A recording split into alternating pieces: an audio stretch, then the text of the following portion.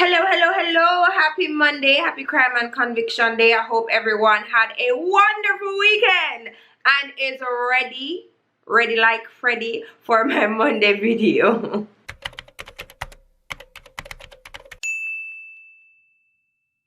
Okay, so I want to stay true to Jamaican true crime. This is why I started it.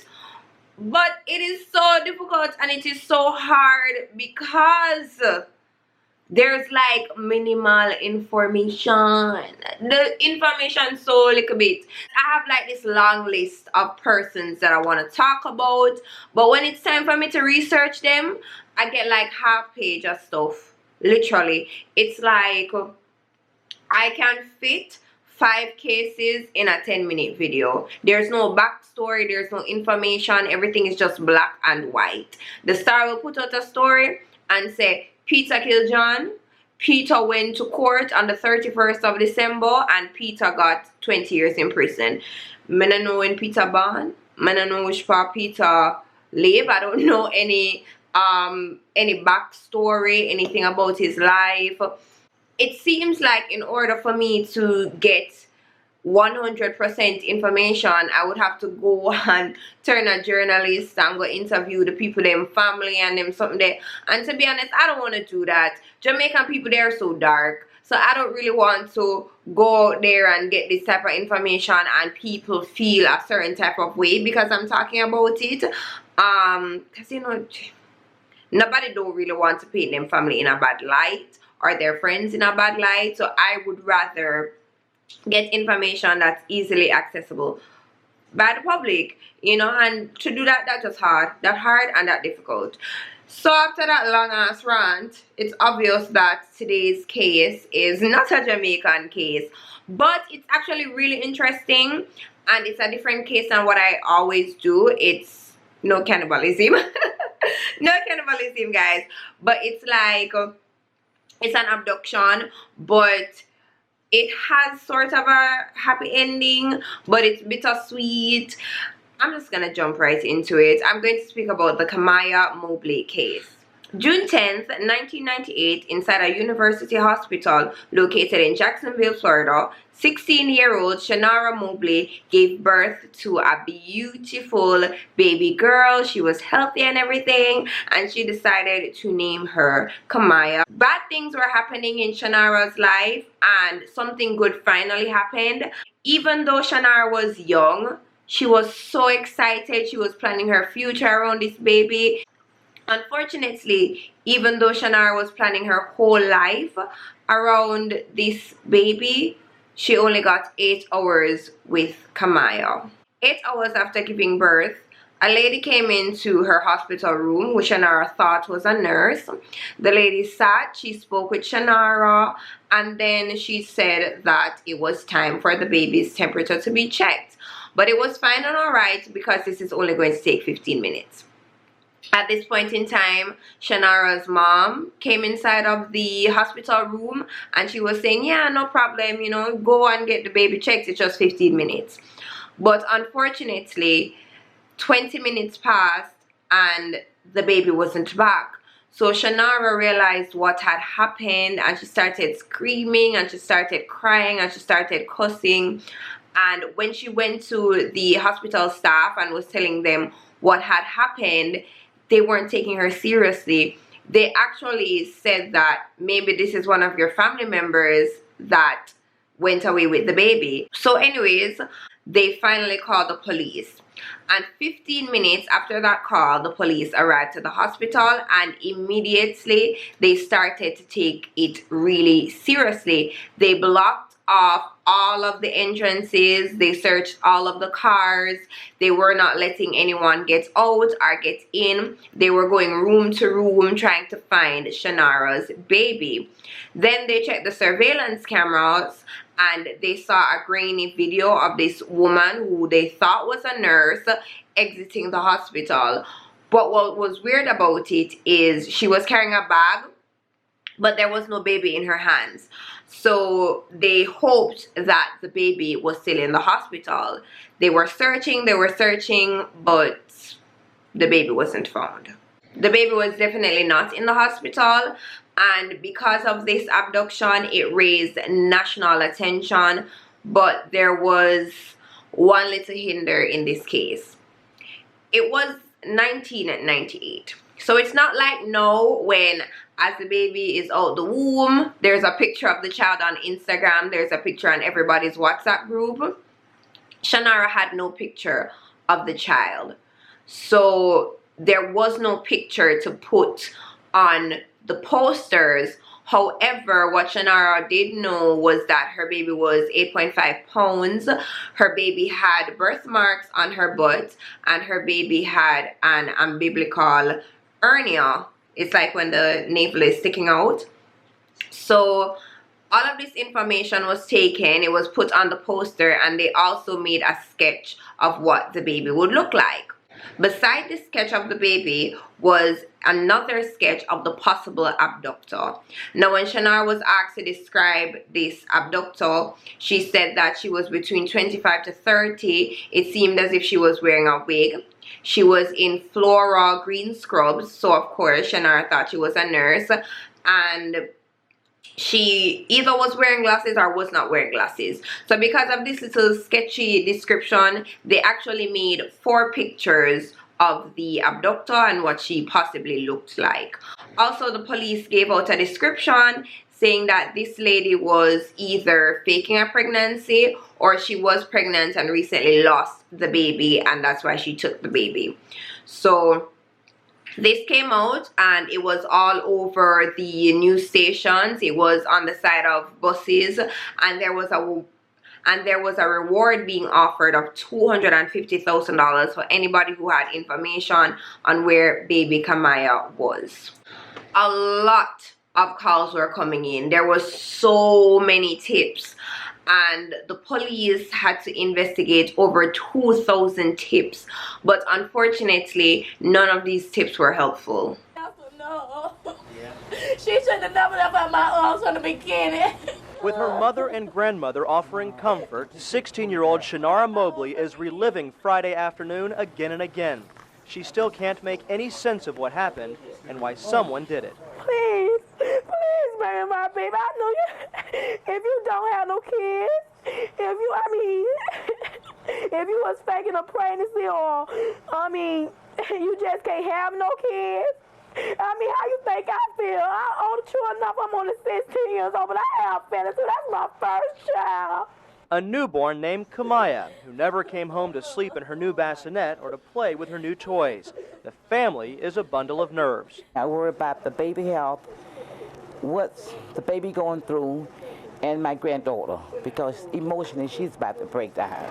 The baby's mother, Shannara, the 16-year-old, she gave multiple interviews and she said this was very hard for her. She's having such a very difficult time. She has thoughts of committing suicide simply because of the whole ordeal, and she just wants her baby home.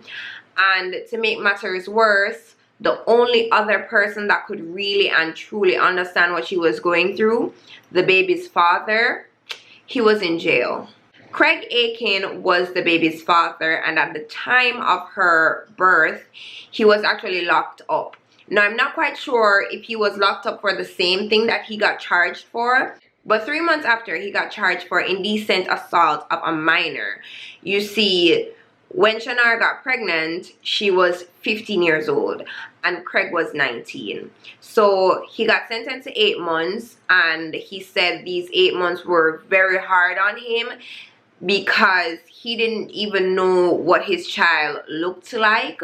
The only thing he had was like this sketch that was circulating of the baby, and he wondered where his baby was, if she was okay, if she was alive.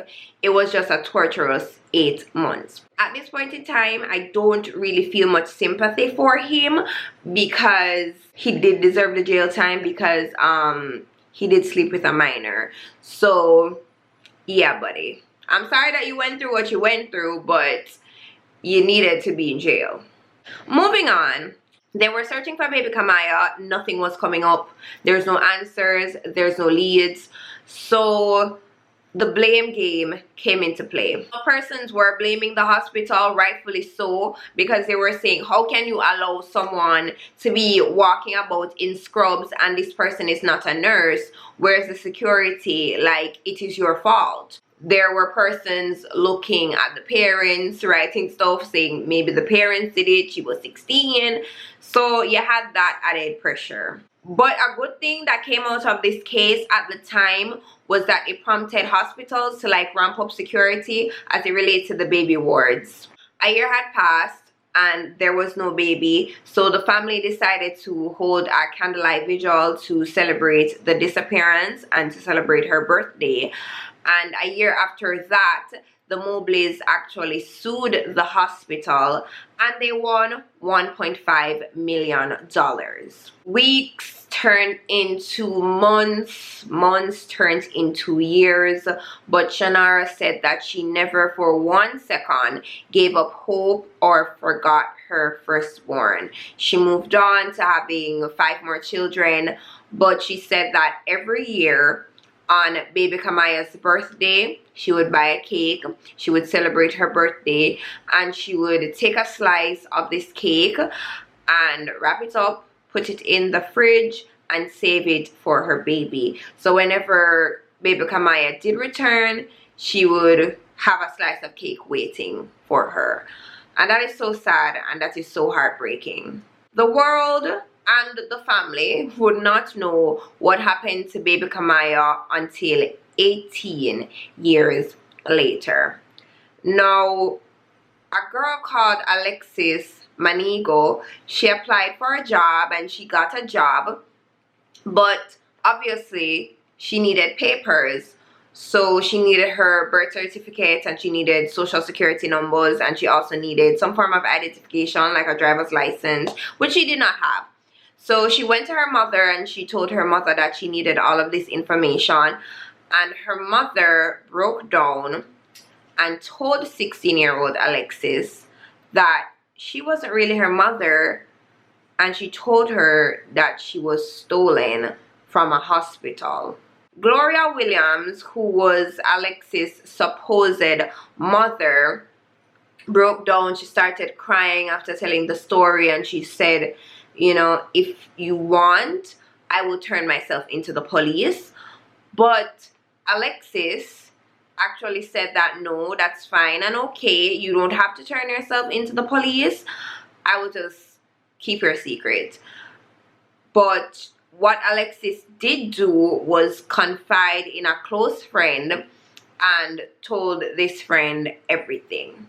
Now, at this point of the video, I'm guessing you guys picked up that Alexis is actually baby Kamiyah, and Gloria Williams was the woman that pretended to be the nurse that day, came in and stole baby Kamiyah from Shanara. Let's rewind back to July 10th, 1998.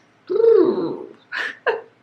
That was me rewinding. On this day, a woman was driving down from South Carolina, which is almost a 3-hour drive from Jacksonville, and she was still in her work uniform, which is her floral green scrubs.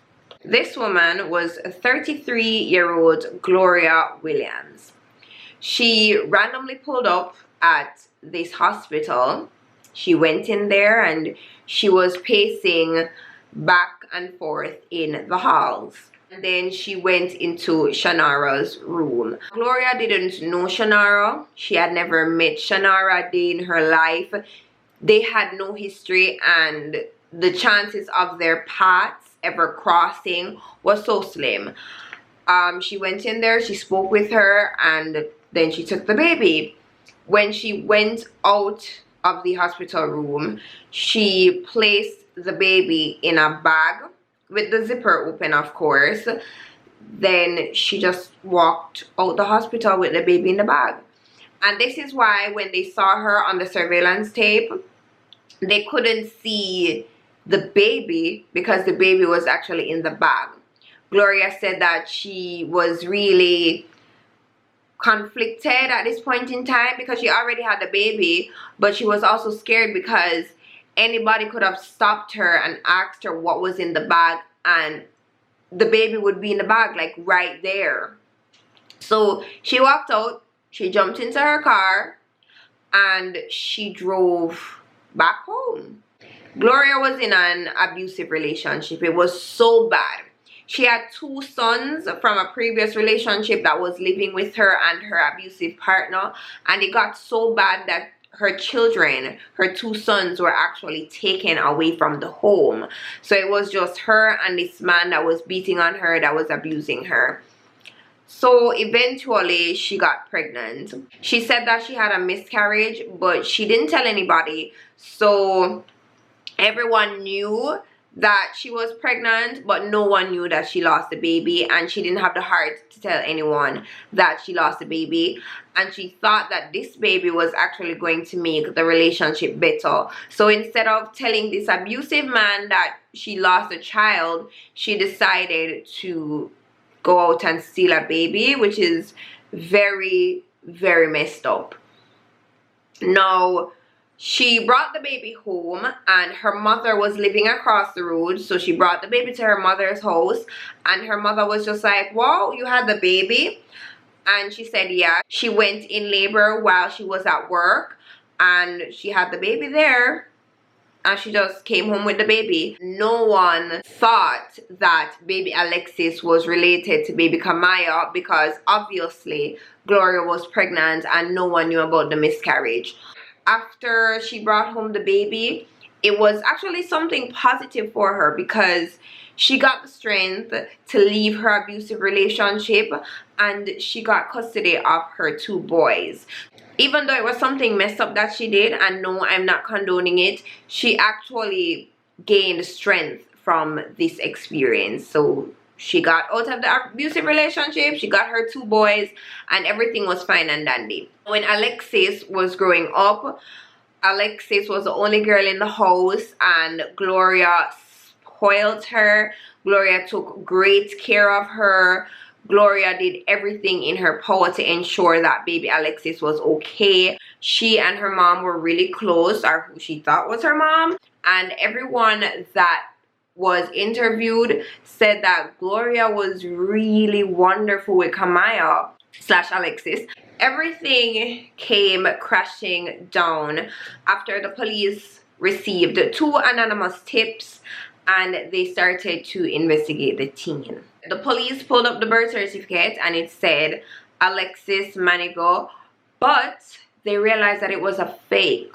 So they pulled Gloria in for an interview, and she refused to talk. So the court had to order a DNA test, which they did, and they found out that Alexis was actually Kamiyah.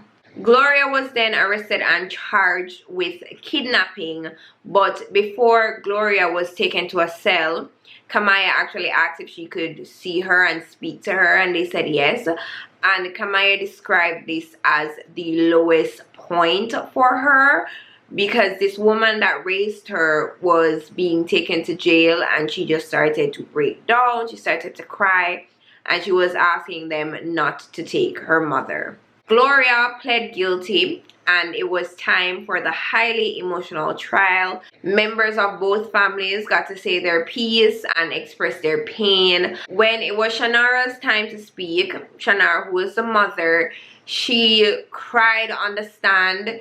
She said that she wished that the judge would order a no contact type of thing as it relates to Kamiyah and Gloria, because Kamiyah was actually still in contact with Gloria, and Shanara said that this actually was bad for their relationship because Gloria was still manipulating her. When Gloria took the stand, she actually asked for forgiveness. She looked at Kamiyah and told her that I'm not your mother, and the persons that's right there are your parents. I'm not your mother, you know. The Mobley family sat together at the front showing support for each other, but Kamiyah, she sat to the back and by herself. I'm assuming that she did this to show that she wasn't on either side, You know, she was being neutral. Before the sentencing was passed down, a reporter actually asked Shannara what she thought a proper sentence would be, and Shannara said death. However, Kamiyah, who did not take the stand, by the way, she said that she was asking for leniency. At the end of it all, Gloria Williams was sentenced to 18 years in prison. Gloria was convicted, but this was not the happy ending for the Mobley family. Before the trial and everything, when they found out that Alexis was Kamiyah, she was reunited with her biological family and they spoke on FaceTime because they didn't see each other face to face. Shannara said that it was like no time had passed, that they weren't strangers at all, and it was like giving birth all over again, and she was just so happy that her baby had finally been found and brought to her. But then Shannara found out that Kamiyah knew from before the police started to investigate that she was not Gloria's actual daughter, but she did nothing about it, and Shannara was a bit disappointed about this, but she said that she was willing to get over it. A few months later, it was Mother's Day, and Shannara did not get a text or a call from Kamiyah. Kamiyah was also still going by the name Alexis, and this was another blow to the situation because Shannara just could not understand. Kamiyah also did not hold any ill will against Gloria, and she had Gloria's name still stored under Mom in her phone. Shannara and Kamiyah didn't speak for a while. Shannara actually said that she feels as if she has to be competing with a kidnapper for her daughter's love, and she doesn't really care for that. She even made the statement saying that sometimes she wishes that Kamiyah did not come back into her life, which is a very harsh thing to say about your own child. So I still lost. It's no winning situation. I don't have a relationship with my child right now, speaking at this moment. So I still lost. So what did I gain? Nothing. And honestly, I wish sometimes she would have never came back. Kamiyah actually seems to be closer with her father, but I'll get into that a little later. After the trial, Kamiyah decided to go back to the house that she was living in with Gloria because, again, this was her home, but she was still in communication with the Mobleys. Then in December 2018, she decided to move to Jacksonville to be closer to her biological family. This year, I believe, Kamiyah finally got her identification. She finally got a job, and when asked which name she wants to go by, she chose Kamiyah Mobley. So that is a step in the right direction for the Mobley family. There's tons of interviews on YouTube, and there's other videos that you guys can go and watch, but I think one of the worst videos of this whole situation was on a TV program called Fix My Life, where Kamiyah was screaming and she was shouting. I will leave that link in the description because that was really bad. I don't know the situation around it because I didn't really care to watch what was happening, but that blow up was awful. It's time for my thoughts. I think everything takes time, and Shannara is really upset because she thought what would have happened was Kamiyah would come back into her life and it would be just wonderful and everything would be smooth sailing. However, for Kamiyah, she had a wonderful life and she didn't want for anything. So finding out that she has a different mother and Gloria is still alive, Gloria did her no wrong, it's going to be very hard to differentiate the kidnapper from the mother because Kamiyah doesn't know her as a kidnapper. Kamiyah knows her as a wonderful mother, and what Shannara knows her as is a kidnapper. She doesn't care if she's a wonderful mother. This is the woman that took her baby away. situations like this, because it's so delicate, it takes time. Now, as it relates to her being closer to her dad seems like the calmer of the two, and maybe he has more patience, so this is warm to Kamiyah and she's more open to warmth. What Gloria did was wrong, and Gloria's sentence is fair in my eyes. No, she should not be locked away for life. She did steal 18 years, and essentially the justice system is taking away 18 years from her. I know my opinions might differ from someone else's opinion. Then again, I'm not a mother, so maybe I'm just looking at it at a certain point of view, and y'all probably there sitting looking at me like, what the hell are you talking about? Anyways, guys, that is all I have for you today. I know you have thoughts and opinions, and I'm just asking you guys to just leave them in the comments. Thank you guys so much for watching, and until another episode of Crime and Conviction, have a wonderful week. Remember to be a beautiful soul, not only a gorgeous face. I love you guys so very much. Mwah. Bye. Boost my engagement. Leave me a like, leave me a comment so I can go up in the algorithm, so I can get more subscribers, so I can, you know, start making money on this thing. Just help me out, all right?